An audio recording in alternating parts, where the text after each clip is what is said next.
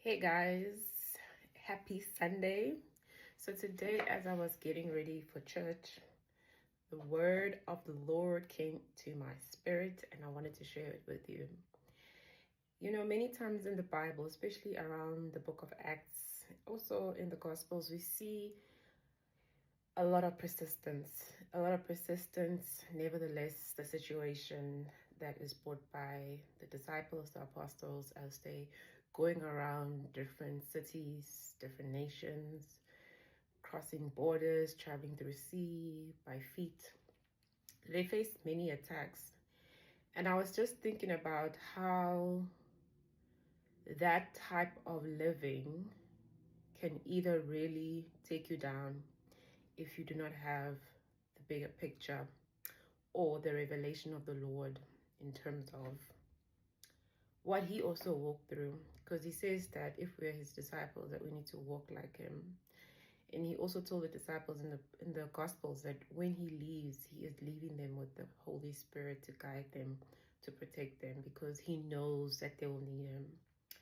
So in our lives, sometimes, not sometimes, most of the times we think that we can walk in this world without being attacked or being tainted by many people that we first think they are for us, and then next thing you know, they are not for us, or things change for whatever reason.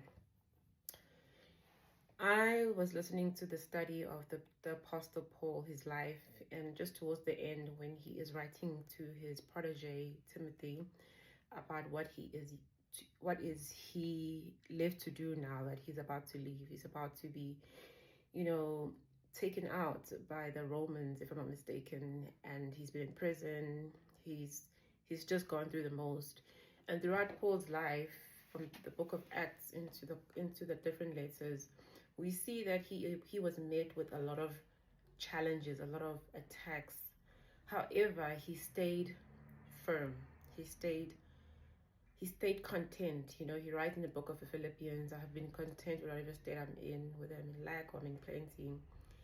He also stresses about the importance of sharing suffering with God as we share also in his glory. You know, sometimes as Christians, we think we can only share in his glory.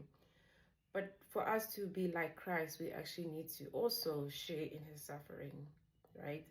So we are not exempt to going through betrayal, rejection, attacks, made to feel less than, sidelined, and many other things that we go through in this life. Many of us go through.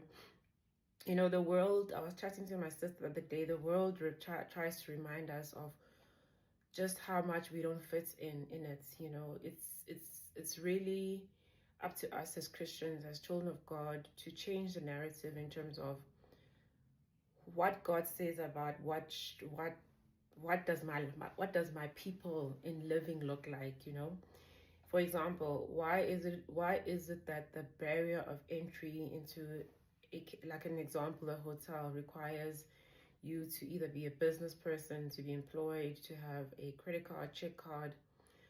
Some people, most of the people in our world don't have those things. So they will never experience going to a hotel, or they won't even fathom or even go beyond their thinking towards going to a hotel and booking a room, because the barrier of entry already says you don't have this, you didn't grow up in this, you didn't go to the school, you didn't go to the varsity, you didn't work here.